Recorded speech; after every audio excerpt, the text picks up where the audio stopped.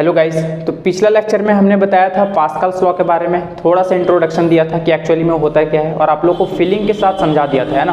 आज हम लोग इसका थोड़ा प्रूफ देखने वाले हैं। हालांकि इसको प्रूफ नहीं बोलेंगे, लेकिन हाँ आप लोग को एक प्रूफ के जैसा फील हो जाएगा कि हाँ एक्चुअली में ऐसा होता है। तो चलिए पास्कल्स लॉ को थोड़ा समझते हैं और इसी चीज़ को ना हम लोग अभी समझ सकते हैं। हाइड्रोलिक लिफ्ट के बारे में बहुत ही बेहतरीन वैसे समझ सकते हैं, है ना। हाइड्रोलिक लिफ्ट क्या होता है, इस पास्कल्स लॉ का ही यूज़ किया जाता है हाइड्रोलिक लिफ्ट में। और उसके साथ साथ हम लोग का हाइड्रोलिक लिफ्ट वाला जो फंडा है ना वो भी क्लियर हो जाएगा, वो भी बहुत ही अच्छे कॉन्सेप्ट के साथ। तो चलिए स्टार्ट करते हैं।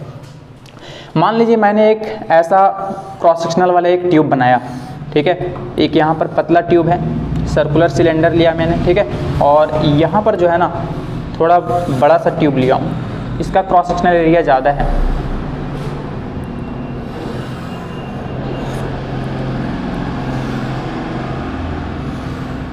चलिए ये, और यहाँ पर जो है ना अभी सपोज दैट कि यहाँ पर एक लिक्विड फिल है, इतना डिस्टेंस तक, मतलब यहाँ तक फिल है लिक्विड और यहाँ का लिक्विड यहाँ तक है। अब जैसे कि मैं यहाँ पर कुछ मान के चल रहा हूँ, सबसे पहले तो ये मान करके चलिए आप लोग कि ये जो लिक्विड फिल है ना, हालांकि वैसे भी वाटर वगैरह जो है इनकॉम्प्रेसिबल होता है, मतलब ये जो लिक्विड है, लिक्विड इज इनकॉम्प्रेसिबल, है ना। इनकॉम्प्रेसिबल मीन्स क्या होता है, वो प्रेस नहीं होगा, ठीक है। जैसे सपोज दैट आप लोग इसको ऐसे समझ सकते हो कि मान लीजिए कि आप लोग एक बक्सा में ऐसे बक्सा बनाए हो, ठीक है, ऐसे बक्सा बनाए हो। अब आप लोग को यहाँ पर दोनों में ढक्कन लगाना है, लेकिन सपोज दैट ना कि थोड़ा आप लोग इस पर ज़्यादा फिल कर दिए हो, ठीक है, कुछ ऐसा सामान भर दिए हो जो थोड़ा ज़्यादा निकल गया है। तो आप लोग क्या करोगे ना, अगर ये मान करके चल रहे हो कि ये एक्चुअली में इनकॉम्प्रेसिबल है, तो अगर आप लोग को बोलूँ कि दोनों तरफ ढक्कन लगाना है, तो आप लोग किसी भी तरह इसको प्रेस करके अंदर कर दिए और यहाँ पर ढक्कन लगा दिए, ठीक है, सपोज। उसके बाद ये जो है ना जैसे ही प्रेस किया आप लोग इधर बाहर निकल गया थोड़ा सा, ठीक है, क्योंकि ये इनकॉम्प्रेसिबल है, एडजस्ट नहीं हो पाएगा क्योंकि कॉम्प्रेस होगा ही नहीं है। अब आप लोग क्या, इधर तो ढक्कन लगा दिए, अब इधर क्या कर रहे हो ना आप लोग, इधर से भी पूरा हैवी अंदर करने का कोशिश कर रहे हो और इधर भी ढक्कन लगाओ, है ना। लेकिन इधर ढक्कन तो आप लोग लगा दिए, लेकिन बाद में पता चला कि इधर वाला खुल गया और वो फिर इधर उठ गया, उतना पोर्शन इधर निकल चुका है, ठीक है। तो इस तरह से समझ सकते हो, इसको हम लोग इनकॉम्प्रेसिबल बोलते हैं। हालांकि अगर इस पर कॉटन वगैरह डालते तो वो इनकॉम्प्रेसिबल नहीं होता, वो कॉम्प्रेस होकर के इतना ही में जगह बन जाता है। लेकिन यहाँ पर हम लोग ये मान करके चल रहे हैं कि एक्चुअली में ये लिक्विड जो है ना वो इनकॉम्प्रेसिबल है, मतलब जितना पोर्शन इधर डाउनवर्ड अगर पिस्टन से प्रेस करूं तो उतना वॉल्यूम का जो है लिक्विड इधर राइज हो जाएगा, ठीक है। तो चलिए ये तो इनकॉम्प्रेसिबल का मतलब आप लोग समझ सकते हो। अब मैं आगे बात करता हूं इसको,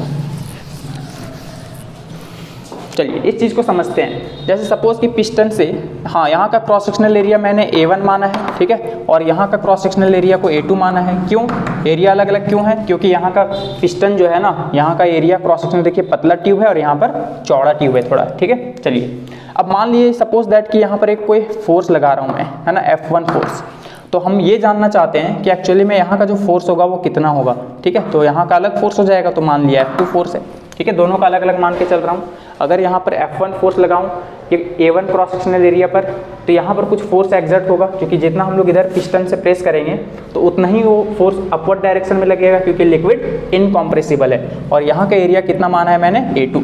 तो चलिए यहाँ पर जैसे ही फोर्स अप्लाई किया ना, तो यहाँ का प्रेशर सपोज दैट कि P1 प्रेशर हो गया, कितना P1, और यहाँ का प्रेशर एक्सर्ट हो रहा है P2। चलिए ये मान करके मैं चल रहा हूँ, ठीक है, क्लियर।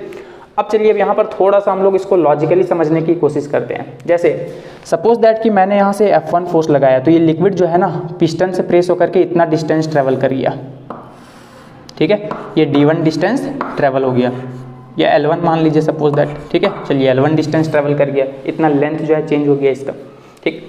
अब बताइए, चूंकि यहाँ का क्रॉस सेक्शनल एरिया ज़्यादा है, भले मैं मान के चल रहा हूँ कि जितना इधर प्रेस किया है इतना ही वॉल्यूम का लिक्विड इधर आ जाएगा, लेकिन इधर जो डिस्प्लेसमेंट है ना वो कम होगा। बोले क्यों ऐसा, तो इसको मैं समझाता हूँ। यहाँ पर देखिए, जैसे सपोज दैट कि आपके पास ना एक पतला ट्यूब है, एक पतला ट्यूब है और एक आपके पास बहुत बड़ा ट्यूब है। अगर दोनों में सेम नल से इक्वल अमाउंट में दोनों में पानी आ रहा है नल से, ठीक है, इससे भी सेम और इससे भी सेम, तो बताइए अगर मैं 1 मिनट में बात करूँ ना, तो इस पर जो है ना क्योंकि पतला है तो इसका जो है बहुत जल्दी जल्दी ये फिलअप करते हुए आपको नजर आएगा। लेकिन चूंकि इसका एरिया ज़्यादा है, क्रॉस सेक्शनल एरिया, तो लेकिन आपका इसका जो है ना टॉप लेवल पे जो कितना चेंजेस आ रहा है ना वो आपको पता नहीं चलेगा। हाँ लिक्विड तो भर रहा है, लेकिन इसका जो हाईएस्ट मतलब टॉप वाला जो है इसका लेवल जो है ना आपको इंक्रीज करता हुआ नजर नहीं आएगा। लेकिन ऐसा नहीं है कि दोनों में पानी अलग अलग जा रहा है। अगर 2 मिनट में इसमें 10 लीटर पानी गया है तो 2 मिनट में इसमें भी 10 लीटर जाएगा, क्योंकि इसका क्रॉस सेक्शनल एरिया ज़्यादा है। हाँ, ये अलग की बात है कि इसका हाइट आप लोगों को नज़र नहीं आएगा, क्योंकि इसका थिकनेस ज़्यादा है ना, क्रॉस सेक्शनल एरिया ज़्यादा है। चलिए, ये तो आप लोग समझ सकते हो, ठीक है। तो मैं मान के चल रहा हूँ कि इसका जो हाइट लेवल में जो इंक्रीमेंट हुआ है वो L2 हुआ है। कितना? L2। और क्यों अलग अलग हुआ है तो आप लोग समझ सकते हो। लेकिन हाँ, जितना वॉल्यूम इधर प्रेस हुआ है ना, जितना वॉल्यूम इधर लिक्विड है उतना ही वॉल्यूम का लिक्विड उधर डिस्प्लेस हुआ होगा। ये तो आप लोग समझ सकते हो बहुत ही बढ़िया से, ठीक है। अब चलिए, जितना हम लोग फोर्स अप्लाई किए हैं उस फोर्स के वजह से यहाँ पर कुछ वर्क डन किए हम लोग। जितना वर्क यहाँ पर किए उतना ही वर्क हम लोगों को यहाँ पर मिलेगा, law of conservation of energy के तहत, ठीक है। तो अगर मैं बात करूँ law of conservation of energy,